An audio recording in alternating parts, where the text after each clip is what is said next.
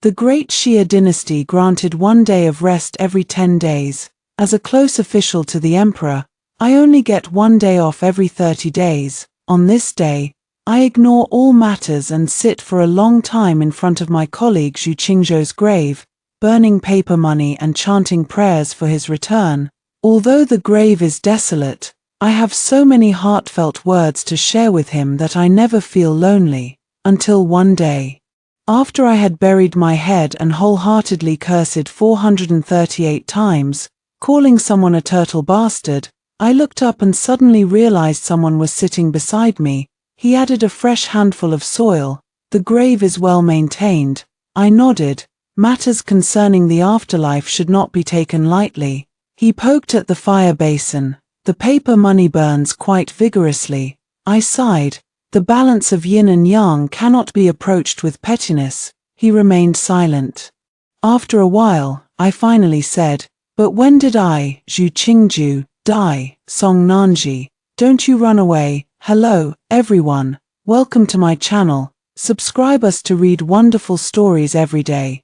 Now the story begins. I'm under too much pressure. The current emperor is diligent in governance and cares for the people. But he is too diligent. Working under him is exhausting. After 5 years in the court, I've lost 1/3 of my hair. When tying my hair up, I have to add a handful of fake hair just to barely maintain my reputation as the most handsome man in Great Xia. But just a year ago, Zhu Qingzhou and I had a disagreement over how to handle the plague in Lu County. From shouting in the court to coming to blows, I ended up scratching his face, which led to him angrily snatching off my wig. Everyone saw the part in my hair that was wider than the city moat. I froze. The civil and military officials were stunned. Even the emperor, who was waiting for us to finish arguing so he could deal with us, was stunned. The culprit merely brushed off the lingering strands of hair on his hand and said nonchalantly, "Sorry about that, handsome." Later, while drinking with a friend, he helped me recall that at the time, I was slumped on the ground, my eyes bloodshot, and it took 8 people to hold me back as I tried to launch myself at Zhu Qingzhou. I've already come to terms with it. Raising a cup of clear liquor to my lips, I downed it and said indifferently, "Let's not bring up the past, it's undignified." But I was absolutely furious, so they summoned people overnight, found a piece of auspicious land, built a tomb for Zhu Qingzhou, carved a tombstone, and burned paper offerings. My mood improved a lot. From then on, whenever I felt even slightly unhappy, I liked to come and sit by Zhu Qingzhou's grave. It's just a pity that such good news couldn't be conveyed to him personally. My name is Song Nanji, and I am the sole disciple of Song Qingru, the wealthiest clan leader in Jiangnan. He has no children of his own, only me as his student, and he has devoted the entire clan's resources to my upbringing, never allowing me to fall short in any way.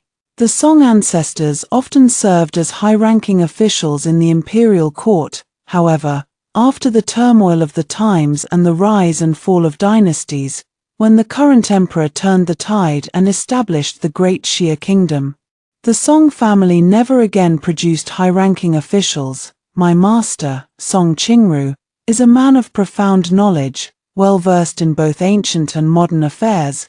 The emperor personally issued an edict summoning him to serve as an official, but he resolutely refused. Dedicating himself entirely to nurturing the younger generation of the clan, he values me the most. At the age of 14, my master moved his entire family to Chang'an, all for the purpose of sending me to the Imperial Academy to study. This was because none of the renowned scholars and great Confucianists in Jiangnan could serve as my teacher.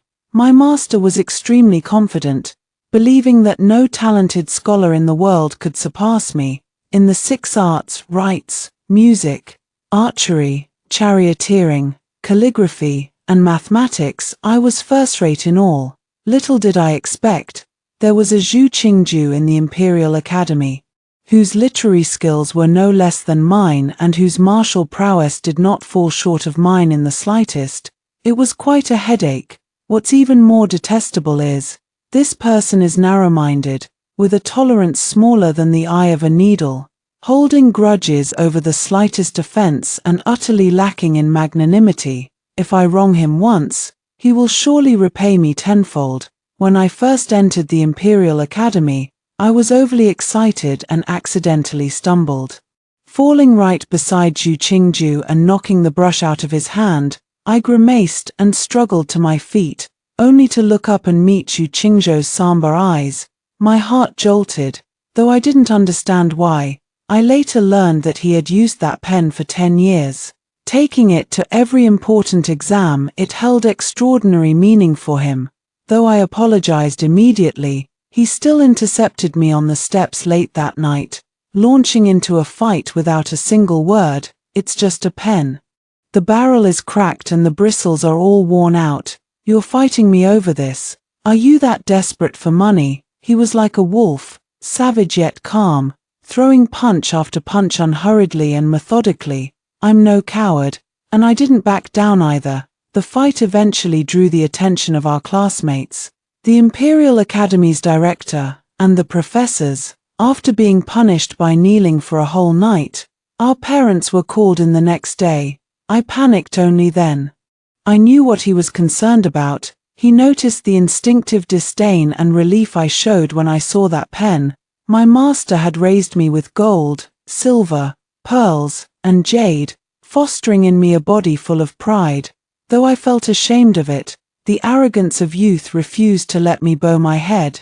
Zhu Qingju took action for this reason. In front of the teacher, he remained silent, and I said nothing as well. My master, having raised me for many years, saw through it at a glance. After taking me home, he disciplined me severely with the rod, leaving marks all over my body. My master said with rare seriousness, "To neither overvalue what is valued by all, nor belittle what is belittled by all. That is the way of a true gentleman." I stood with my hands at my sides, receiving the reprimand, weeping bitterly. Afterward, I apologized to him again, but the matter didn't end there. A grudge was formed from that point on. He reported me for secretly discarding the academy's meals. All the snacks I had hidden were confiscated. I had just arrived in Chang'an and wasn't used to the northern diet, and without snacks to stave off hunger, I was so famished I could barely walk steadily, let alone practice archery or horseback riding. As a result, I became the target of widespread ridicule. Of course, I wasn't about to endure this quietly. I secretly drew turtles all over his homework. I will never forget his shock when he saw that menacing turtle baring its claws. He never expected me to be so cunning. Ridiculous. I learned so much from my master. To oppose me is to seek death. Southern scholars looked up to me as their leader, while the northern scholars did not hold him in high regard. Tripping him up was effortless for me. Yet after several confrontations, our chances of winning turned out to be evenly matched. This only goes to show how sinister and terrifying this man truly is. But no matter how much they fought in private, when it came to the actual examination grounds, it was always a fair and honest contest, with no underhanded tricks. Thus, Zhu Qingju, who was running a high fever on the martial arts field, declared, "A gentleman does not take advantage of another's misfortune." I chuckled mischievously. Who's talking about being a gentleman? I'm still a kid. My master taught me since I was young, when someone is sick, strike to kill. I launched a flying punch at him, beating him to a pulp. Just as he was about to lose, the brat resorted to cheating, falling to the ground and pretending to be dead. He's pretending to be dead. The professor and classmates rushed forward, all spreading the rumor that Zhu Qingju had been beaten to death by me. I was so angry I laughed, ignoring all attempts to stop me, threw myself to the ground, and kissed Zhu Qingju, who had his eyes tightly closed. He finally reluctantly woke up, his face darkening, as if having a final surge of energy before death. He bit me, who was proudly exposing his act of pretending to be dead. We fought again, with no grace at all, pulling hair and scratching cheeks, battling so fiercely that we lost all sense of the world, forgetting what professors and scholars even were. In the end, We both joyfully received the punishment of kneeling for 3 days. Later, he found my weakness, the essays I had hidden away, which were slightly inferior to his, and the second place ranking on the honors list, would silently appear on my master's carriage, his desk, or, if all else failed, be posted on the main gate of the Song residence. It was impossible to guard against.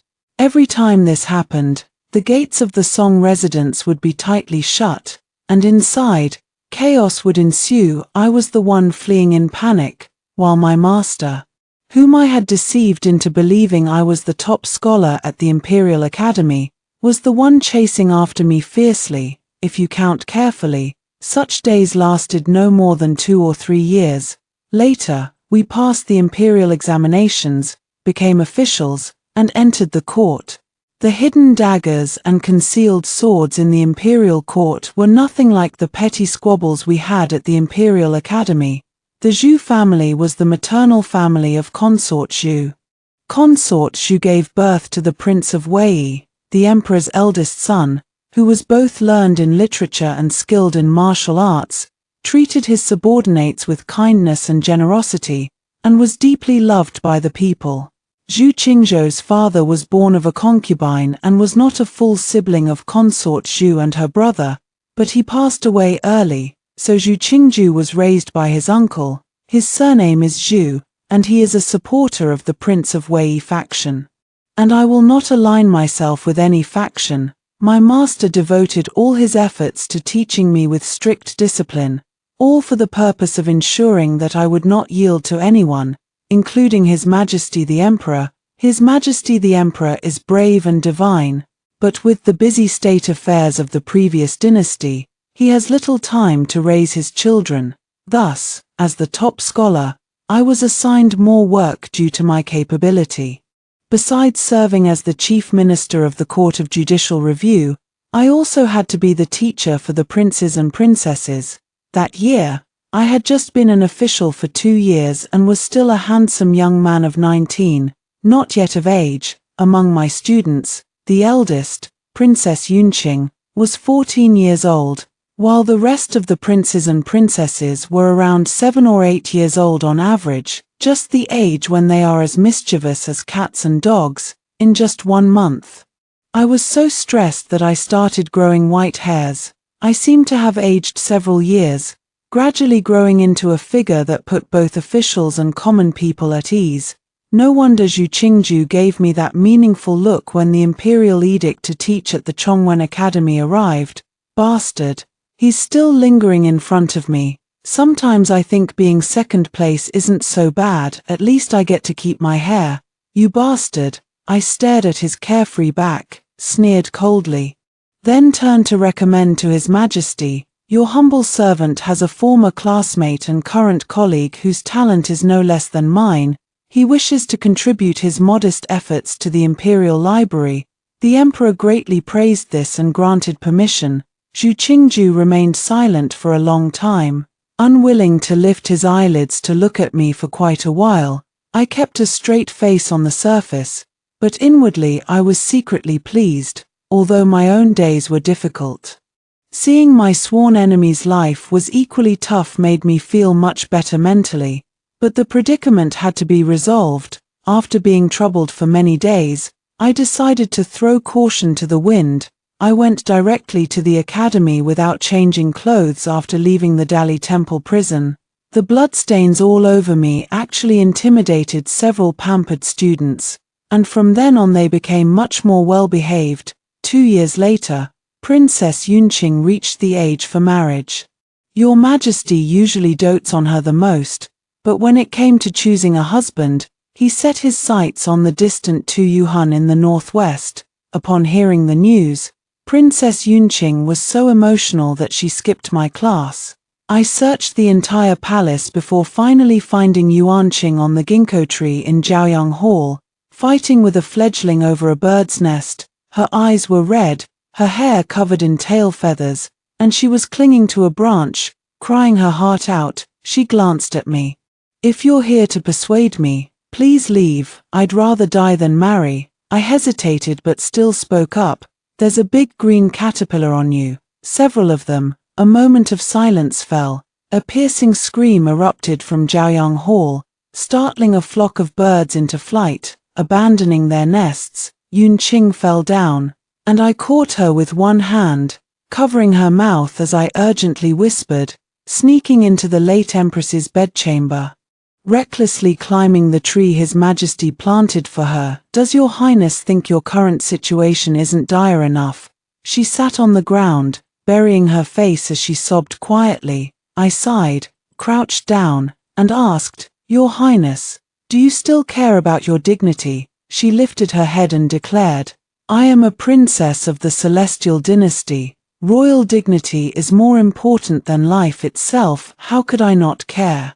If I could help you avoid marrying far away. She paused. What is face worth? After all, Yunqing tugged at my sleeve to wipe her tears, sobbing, Teacher, in Father Emperor's heart, there is only the late Empress Consort and Princess Mingchuan, none of us siblings at all. Teacher, I've long known Father Emperor doesn't love me. I pulled my sleeve away in disgust, patting her shoulder to comfort her. What does it matter? Your father doesn't love me either.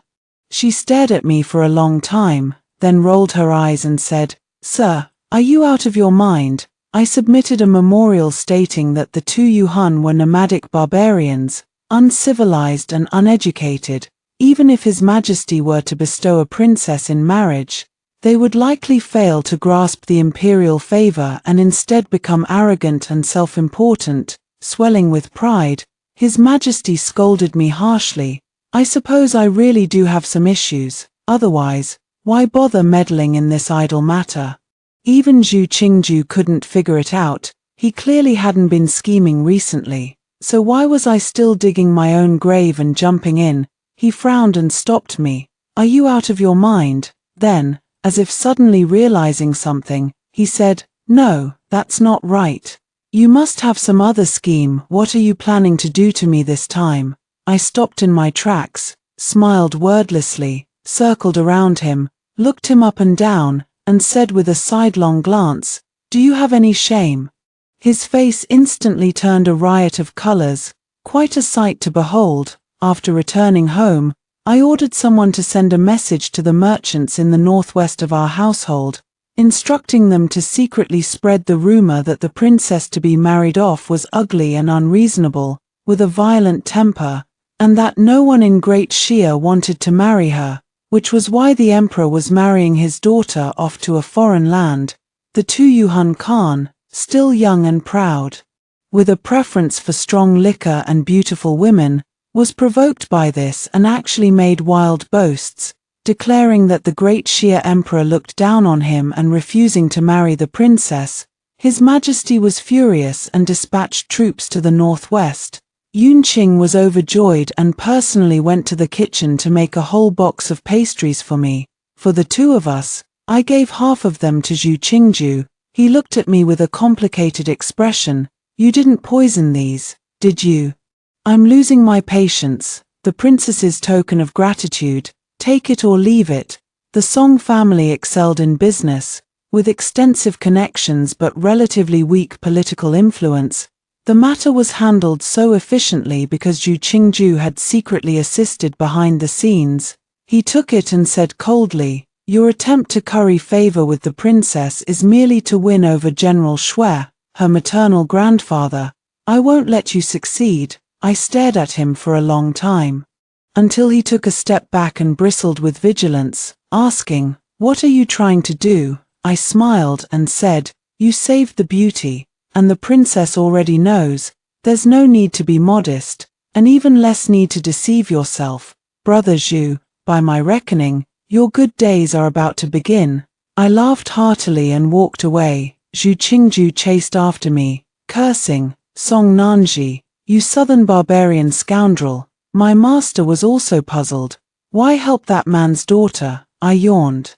A teacher's duty is to transmit wisdom, impart knowledge, and resolve doubts. Master, I explained, I've never experienced any of these three senses of fulfillment with the princess. It's such a failure. I refuse to accept this. I can't let her go. Master frowned. You'll accept it when she takes a liking to you. I smiled confidently. I've already found a scapegoat. My master disapproved and went on and on. All of Li's children take after their father.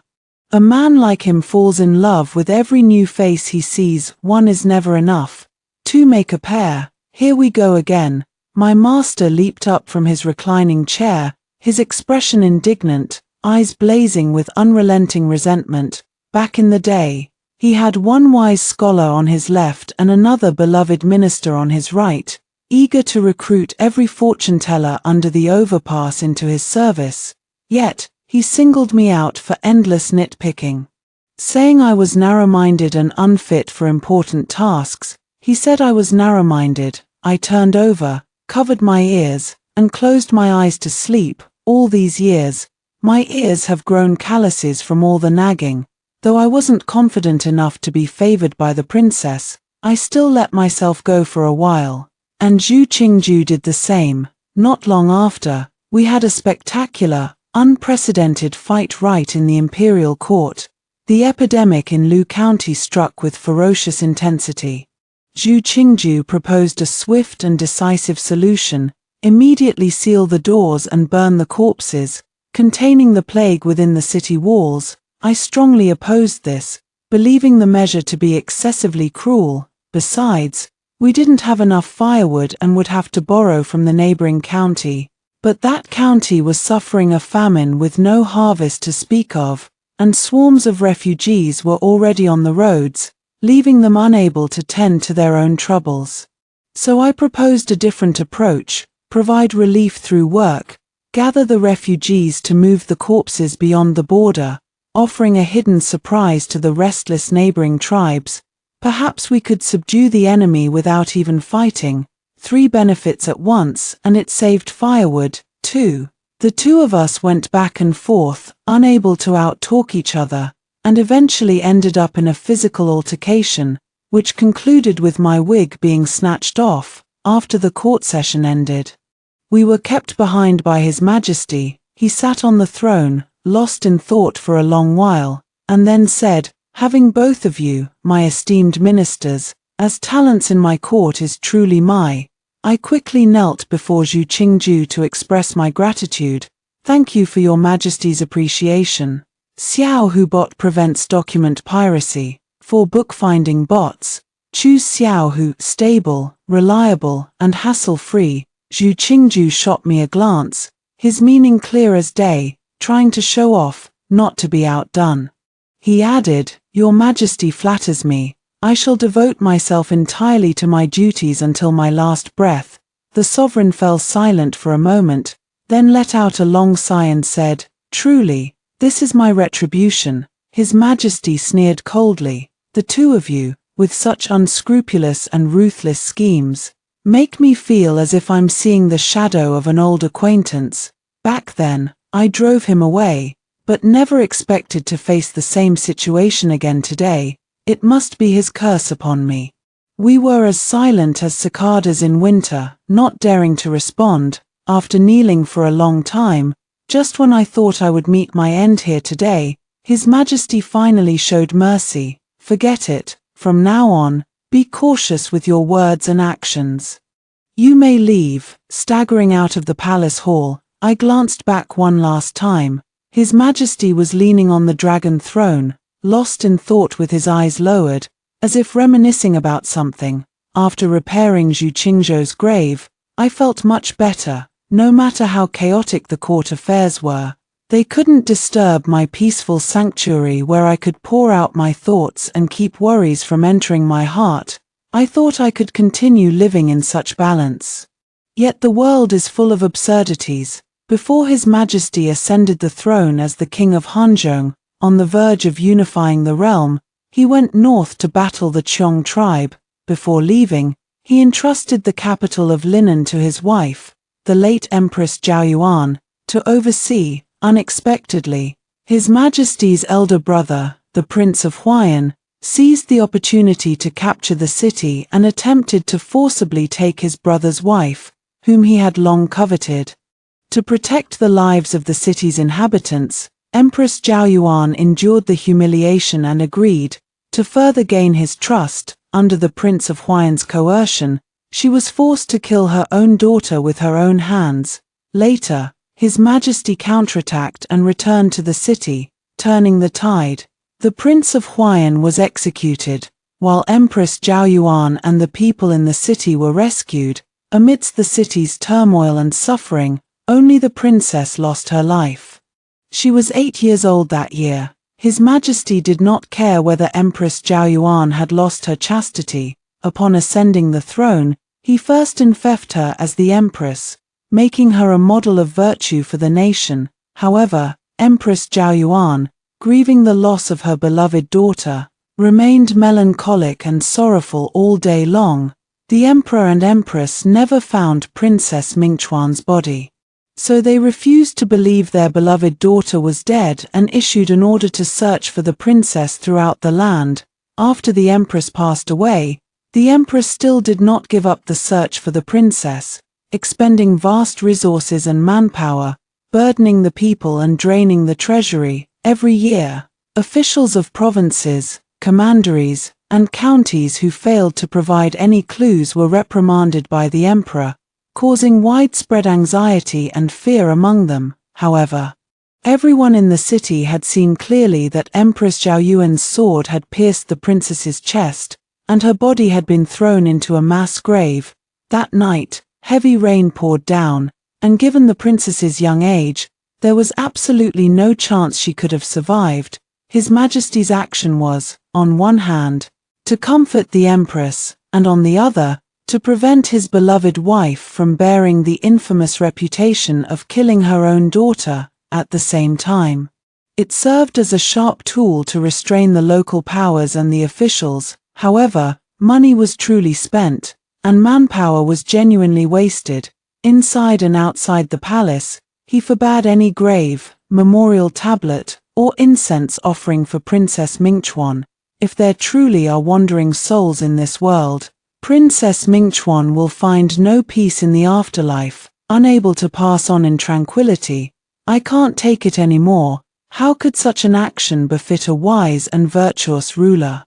I submitted a memorial to offer my counsel, only to be scolded once again. His Majesty summoned me to the imperial study, suppressing his anger, and ordered me to compose a eulogy for Empress Zhao Yuan.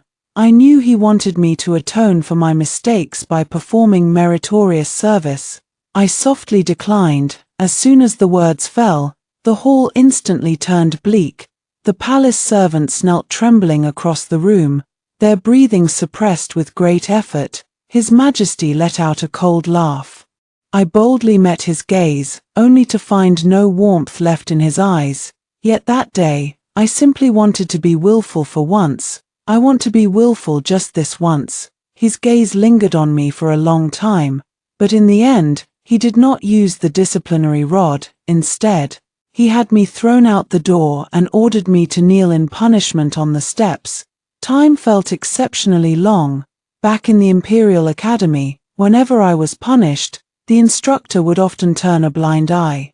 My classmates and friends would frequently jump through the window to bring me tea and snacks, and I didn't even have to attend class. It's still better to be in school. I knelt until after midnight, when a light rain began to fall, and the candlelight in the imperial study remained lit throughout the night.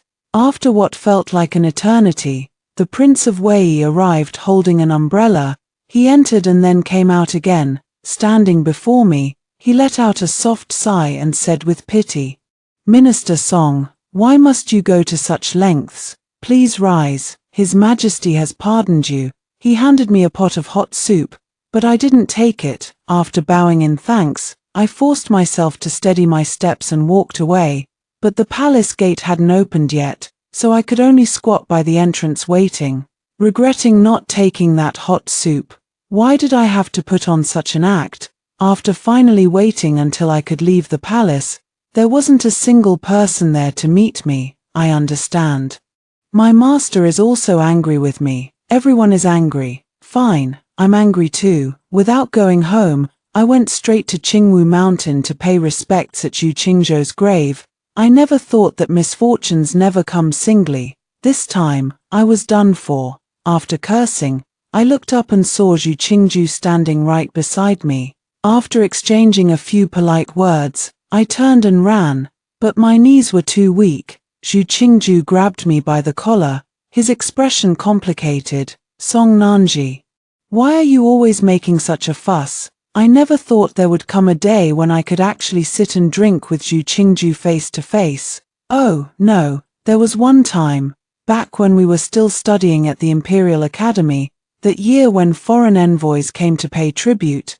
The academy hosted many foreign students. Due to differences in language and customs, we lived in separate courtyards, each keeping to our own without interfering. However, the petty-minded Japanese harbored dark intentions and often played underhanded tricks. Our grievances against them ran deep, so we set aside our internal conflicts and gave them a thorough lesson. Just as things had calmed down, Zhu Qingju accused me of releasing a small green snake to bite him. The academy punished me by making me stand, and my parents were summoned. Heaven is my witness that little green snake had been placed in his bedroom last year. It was only because the snake was hibernating during the winter that it hadn't bitten him earlier. It took action when spring arrived. I had long forgotten. The master was hastily summoned again, raising his hand to strike, gritting his teeth and saying, "Releasing snakes to bite people. Do you still remember you're a scholar?" I shrank my neck back. "I'm not that pure." The master was taken aback. "What?" I said. "I am accomplished in both literary and martial arts." "Ha!" my master sneered. "You little rascal, either finish him off properly. Don't keep playing these petty tricks." I hung my head dejectedly. That was just too ruthless. Before my master could finish listing all the venomous snake species, a classmate rushed in anxiously. "Nanji, Qingju and the others have started a fight with those foreigners." I was shocked and hurriedly told my master, "Master, please stand in for me for a while." "What are you going to do?" "I'm going to cause some trouble." By the time I arrived at the scene, the fight was almost over. Both sides were injured, but the other side was clearly worse off. Most of their faces were swollen like pig heads, unrecognizable even to their own mothers. It's clearly the work of Zhu Qingju. His methods are the most ruthless. Not to be outdone, I took advantage of the chaos and landed a couple more kicks. The brawl caused too much of a stir, and foreign envoys came demanding an explanation. The academy professor stood in front of us, fiercely debating the crowd of scholars. "Nonsense! How could the students of our great Xia Imperial Academy engage in such disgraceful behavior? You have internal conflicts and can't handle your own violent disputes, so you try to shift the blame onto my well-behaved and respectful students. Do you think Great Xia has no one left to stand up for them? You scoundrels!" What did you say?" Song Nanji and Zhu Qingju are the most learned and virtuous students in our Imperial Academy. Everyone in the Imperial Academy can testify to that. "Shameless scoundrel, how dare you slander the future pillars of our great Xia? Your intentions are utterly despicable." The other side, unable to retort and lacking evidence, had no choice but to let the matter drop, although we were later severely disciplined by the Academy director. That day remains the most united and joyful one for all of us classmates. That evening, we sneaked out of the Imperial College to drink. The war had ended, and Zhu Qingju and I were still sworn enemies. But that night, amidst the crowd, we shared a distant toast. Just like today, I had caught a chill, but after several cups of wine, my body gradually warmed up. Zhu Qingju still wore a dark expression. "So concerned about my funeral arrangements, how very generous of you, Brother Song." I waved my hand. "It's nothing, nothing." After a moment of mutual silence, Zhu Qingju sighed. "Why must you argue with His Majesty?" I stared at him and smiled. "If you didn't think this matter was improper, you wouldn't have secretly built a cenotaph for Princess Mingchuan." He was so shocked he held his breath, and after a long while, he said, "How do you know?" The next moment, he said in disbelief, "You followed me." I rolled my eyes at him. "Didn't you follow me today?" We stared at each other, tension thick in the air. It wasn't until the waiter brought another pot of wine that I broke the silence first. I haven't told anyone. I'm just curious, while everyone in the world dares not say the princess is dead, how do you have the nerve to erect a tomb for her right under the emperor's nose? Zhu Qingju lowered his gaze, his voice tinged with sorrow. If she isn't dead, consider it sending her paper money in advance. If she is dead, may it protect her from suffering too much in the underworld. I was somewhat moved and sighed. You're worrying for nothing. Even if the princess has truly passed away, she would be reborn in paradise. What use would she have for your paper money? He gave me a strange look. Impossible. She was wicked from a young age. And when she dies, she's definitely going to hell. Her days won't be easy. My actions are still very necessary. What you're doing is just unnecessary. Heh. I tightened my grip on the cup. Zhu Qingju said warily, "What's wrong with you? I wasn't talking about you." His words choked me up, and feeling frustrated, I grabbed the wine pot and started drinking straight from it. If Zhu Qingju comes to snatch it, I'll drink even more fiercely. I think I'm drunk. He wasn't much more sober either, being quite the chatterbox. Song Nanji, why have I never been able to see you clearly? What exactly do you want? Why are you so different? I punched him, grabbed his collar, and roared, "Yes, I'm different. I'm just not like you." He was taken aback for a moment, then laughed, speaking as if to soothe. "Yes, you are loyal to the sovereign and love your country. You are upright and incorruptible. You are pragmatic for the people. You have no selfish motives. You are nobler and purer than all of us. You are the top scholar, and we are mere mortals." I glared at him fiercely, gave him a hard shove, but didn't manage to do much to him. Instead, I ended up falling back into the chair, hurting myself. My mind was in a haze, and my eyes felt sore. I only remember mumbling repeatedly, "I'm just different from you all. I've been different from the start. What could a bunch of men possibly understand? I am indeed different. My top scholar title is worth far more than theirs, because I am one who should not have appeared in the academy, unworthy of sitting alongside men to discuss state affairs. I am a woman, disguised as a man." I entered the Imperial College at 14, achieved the top rank in the Imperial examinations at 16, and by 20, I had risen to the position of Vice Minister of the Court of Judicial Review. In 5 years of service, not a single wrongful, false, or unjust case has passed through my hands, earning me the deep affection of the people. The auntie selling wontons on Chang'an Street always saves a bowl for me as a late-night snack. I'm just different from them, after a night of heavy drinking. To thank Zhu Qingju for sending me home, I personally made a pen for him. It was also an apology I owed him for many years. He held it in his hand, examining it for a long time, then looked up at me in astonishment. I didn't wait for him to speak before turning to leave. Zhu Qingju and I could be considered childhood sweethearts. When my father was still the Prince of Hanzhong, his parents were two of my father's most capable generals, constantly away on military campaigns. While my mother was stabilizing the rear for my father in Linen City, I spent my time playing with a group of younger siblings from the families of court officials. When Zhu Qingju was young, he had a solitary personality, and none of the Zhu family children liked him. The younger brother born to consort Zhu, who is now Prince Wei Li Zheng, often mentioned to me, intentionally or unintentionally, that his cousin Qingju had accidentally hurt him again. As the eldest sister, it was only natural for me to protect my brother, so I often went looking for trouble with Zhu Qingju. He was like a little wolf cub, unafraid of my status as a princess, and each time he would bare his fangs at me, the more he acted like that, the more I wanted to bully him. Later, when his parents died in battle, my mother told me to take good care of him and not bully him anymore.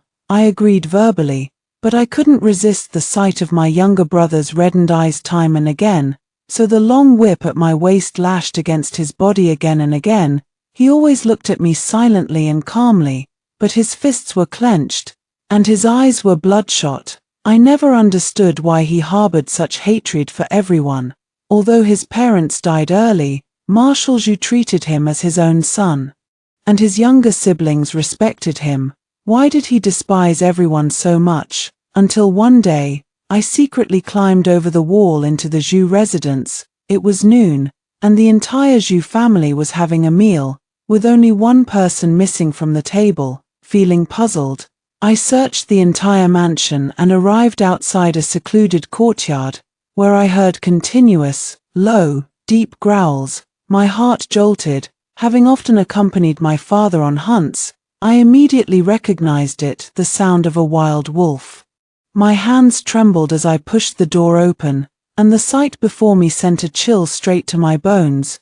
Zhu Qingju was locked in the same cage as a wolf, his body already covered in wounds. I grabbed a bow and arrow from the nearby rack and aimed it at the wolf's head, but for some reason, Zhu Qingju closed his eyes as if he had given up all resistance. The arrow failed to kill the wolf, so I dragged the blade, almost as heavy as myself, closer and finished it off with a few more strikes.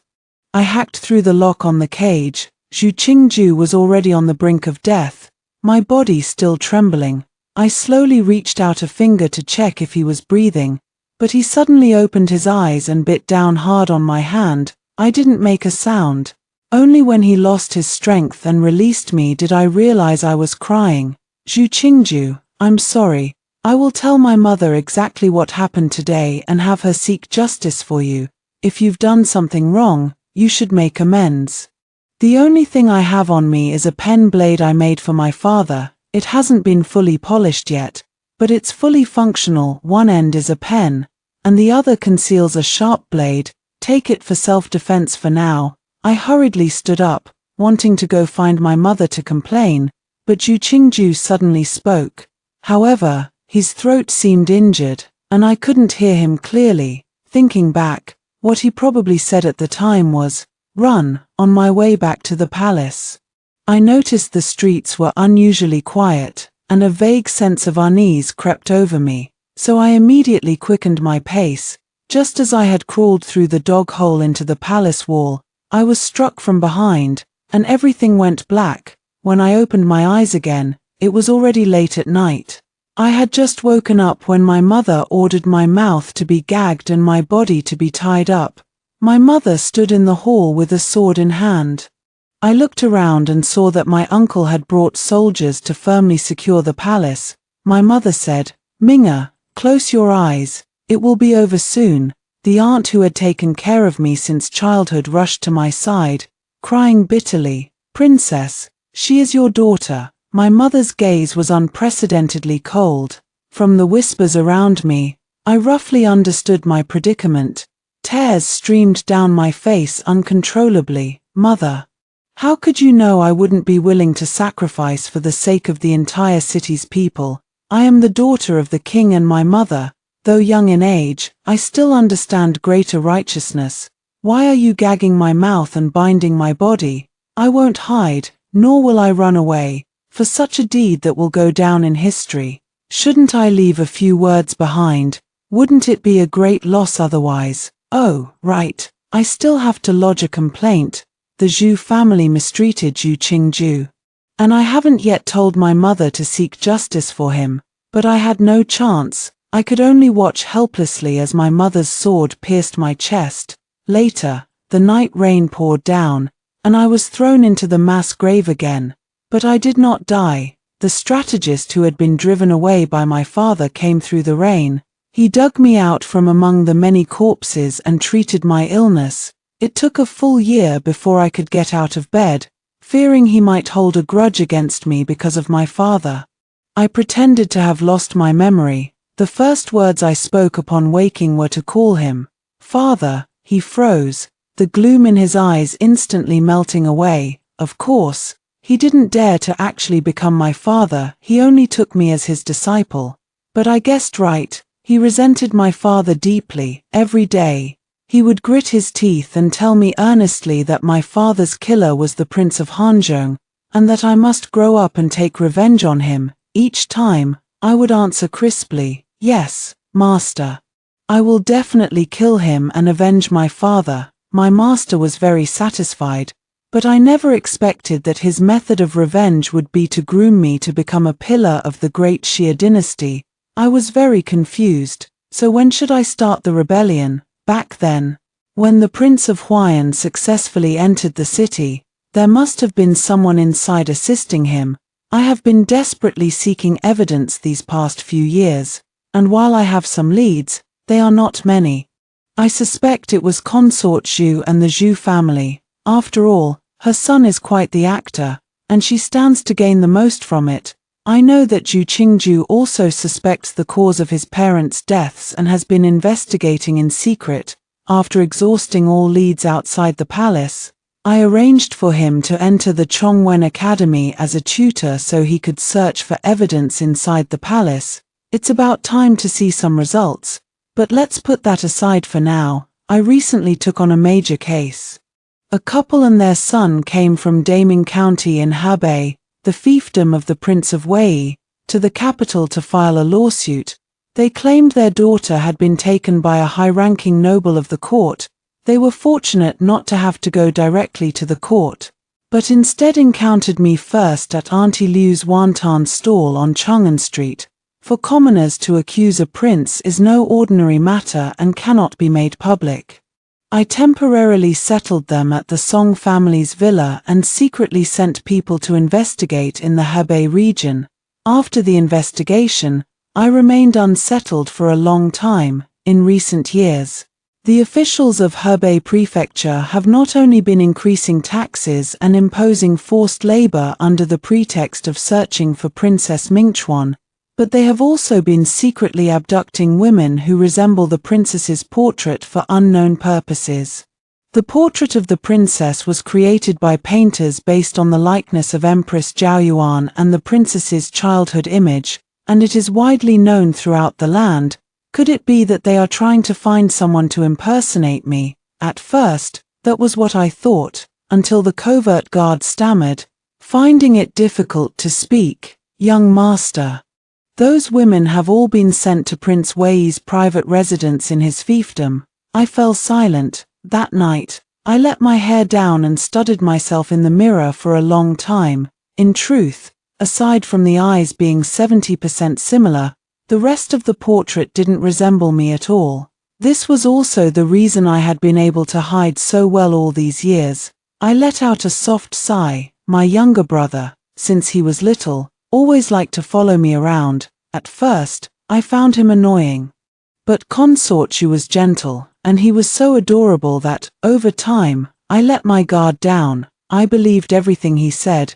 When he told me that our father didn't like him enough, I felt sorry for him and believed it. When he said Zhu Qingzhu bullied him, I believed that too. How could a child lie? I was such a fool. We share the same blood. If I'm so good at deceiving, how could he be completely harmless?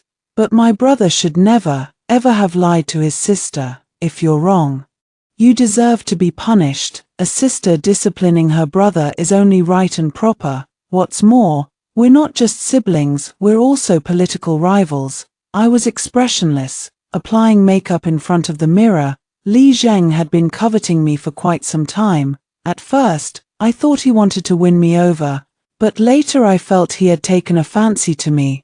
Several times I wanted to interrupt His Majesty, who was intently scolding me, and tell him, "Your son is a cut-sleeve."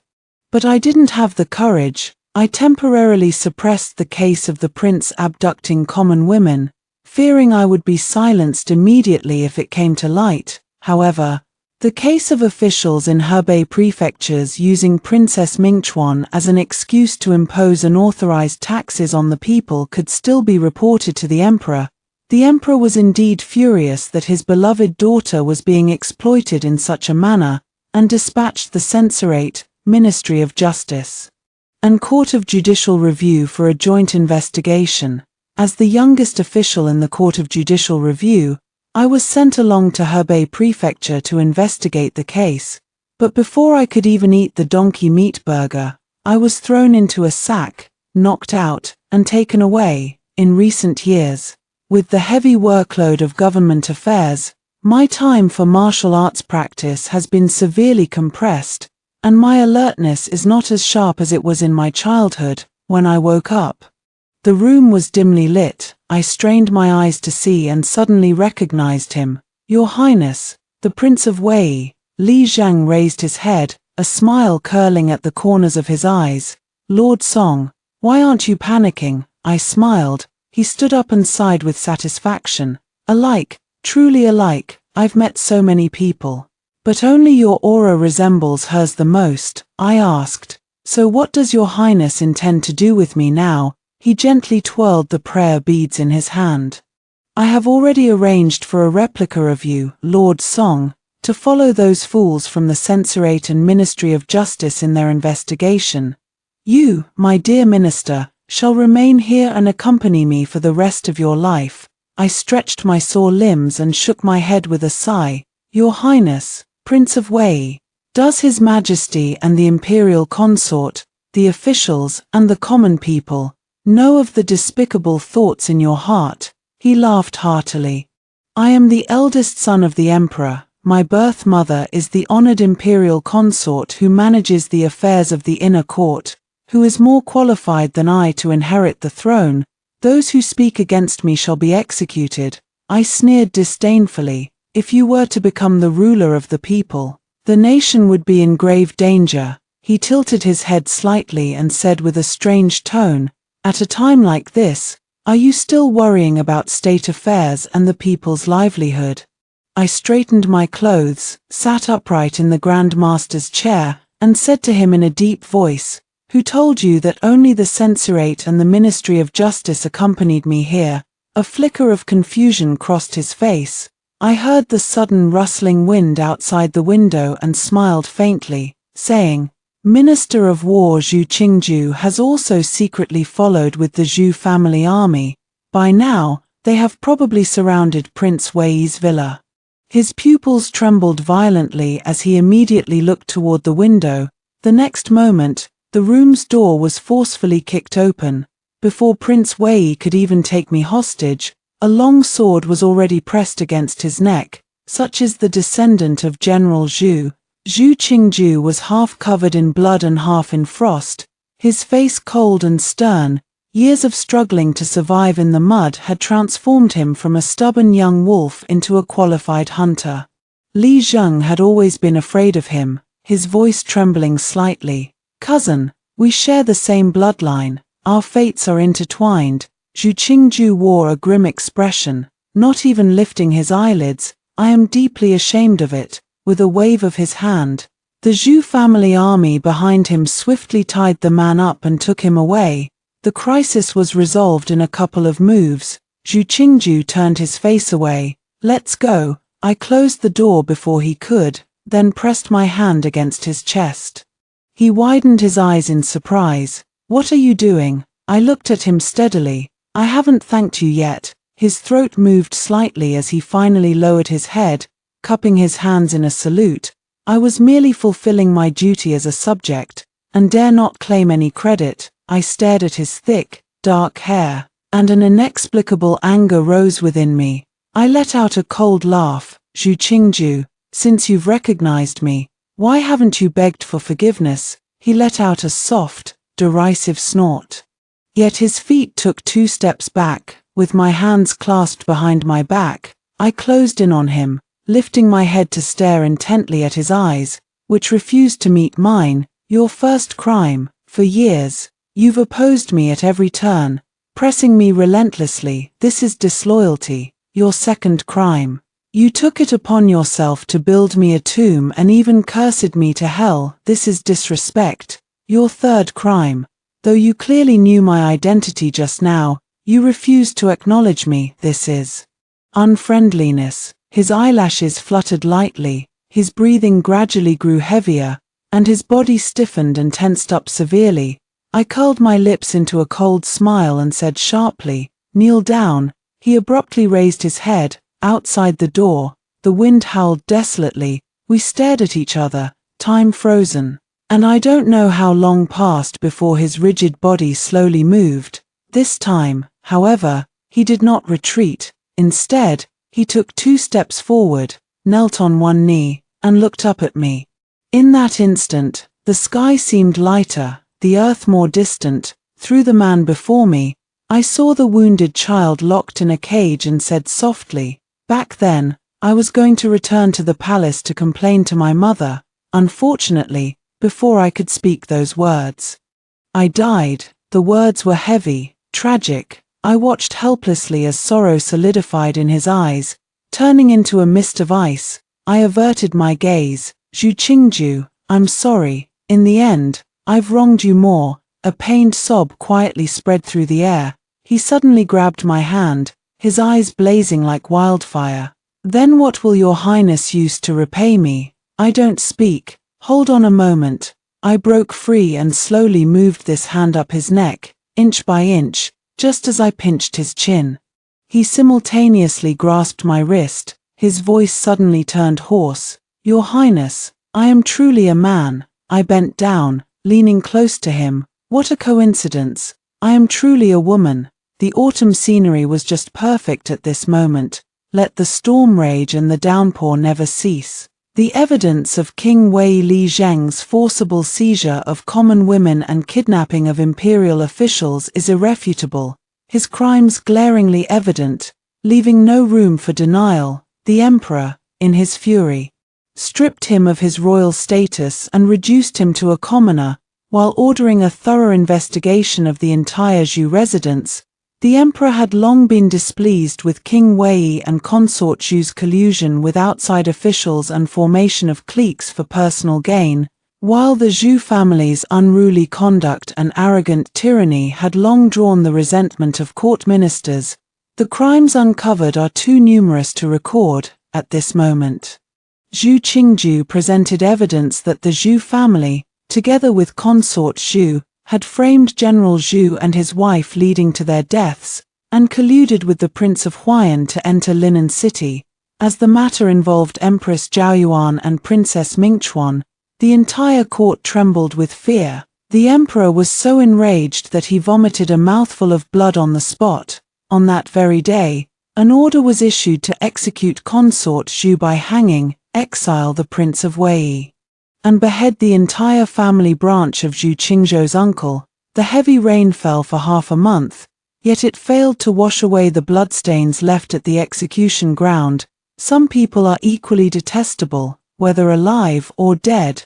On the day of the execution, Zhu Qingzhou went to offer incense to his parents. I also picked a handful of chrysanthemums myself and placed them before the tomb of General Zhu and his wife. After the task was done, we remained silent for a long while, until the sun set. I said, "How about we demolish our own graves? It feels a bit inauspicious." But Zhu Qingzhou replied, "Let it be. In case we end up with no intact bodies in the future, at least we'll have graves to rely on. Can't you hope for something better?" How much better could it be? For example, 100 years from now, you'll be buried with me in the Imperial Mausoleum. Just an Imperial Mausoleum. What? The Imperial Mausoleum. His Majesty fell seriously ill because of this matter and moved to the royal villa to recuperate just as winter began. This is a good opportunity. I took 3 days off to settle the upcoming matters.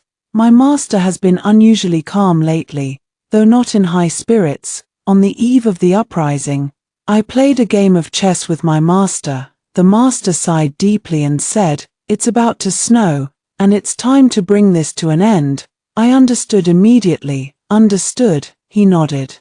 On the 6th day of the winter month in the 13th year of Yongxi, the handles of the east and west city gates of Chang'an were replaced by the Zhu family army. I led the Song family's death warriors to secretly surround the royal villa. The night was deep and quiet, without a sound, outside the Qiang Palace. I took a moment to steady my breath before pushing the palace gate open and stepping inside, but before I could reach the main hall, some careless fool suddenly tossed a bundle over the high wall beside me.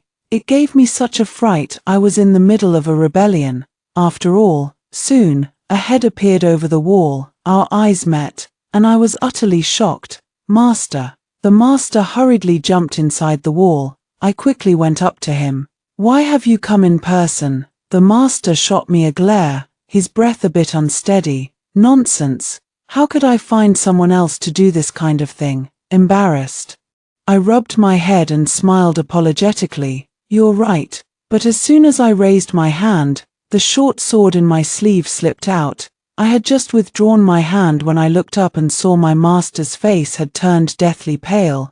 His lips trembled slightly as he spoke in a terrified tone. What are you doing here? I replied blankly. Rebelling, aren't you? He stared at me wide-eyed, speechless, looking at me in disbelief. I realized belatedly, oh, you're right, so what are you here for? He took a few moments to catch his breath, then gritted his teeth and stomped his foot, saying, to visit the sick, me. The silence around us grew even deeper. Finally, I waved my hand dismissively and turned to face the palace gate.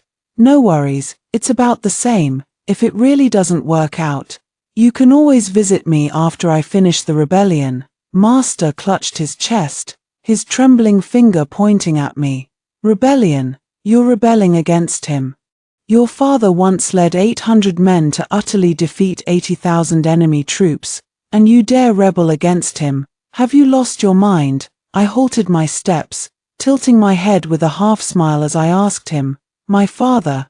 The master's eyes flickered, avoiding my gaze as he grabbed my arm and whispered urgently, get out of here, quickly. If we don't leave now, it'll be too late.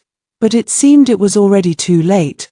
The hall doors slowly swung open, and His Majesty, draped in a goose-feather cloak, strode out with a face as cold as water. Without even glancing at me, he smiled at my flustered master. I, long time no see. My master, who had been struggling with me, stood solemnly in sorrowful silence, so spineless, with just one sentence from him. My master's eyes welled up with tears. I pursed my lips, but suddenly, a great force struck me, catching me off guard and sending me to my knees. By the time I realized what had happened, even the emperor's smiling face had turned wrathful. He scolded lightly, you unfilial, rebellious daughter. My master roared, stepping in front of me. You bastard, how dare you strike? The emperor said. Because she is my daughter. My master was horrified. You knew all along. The emperor, I knew, master. When did you find out? His Majesty turned his back, snorting coldly. From the moment she proposed that unscrupulous policy for the Luzhu County plague, which bore your distinct style, I had your entire Song family investigated from top to bottom. Only then did I realize that the esteemed strategist Yuetzi, who once served as my top advisor, was actually the head of the Song family from Jiangnan. No wonder you always managed to solve the money shortage back then. And no wonder the Song family refused to lend me money for provisions after I drove you away. My master trembled slightly, wiping his eyes with his long sleeve as he firmly stood in front of me. You were the one who drove me away first. All I did was suggest you kill your elder brother early, and you drove me away. You even said, please see clearly. Considering that Lord Song deceived the monarch but never deceived the people, please show leniency in your judgment. When everyone had almost finished expressing their opinions, the emperor calmly scanned the crowd and announced another shocking news. Song Nanji is none other than my long-lost Princess Mingchuan.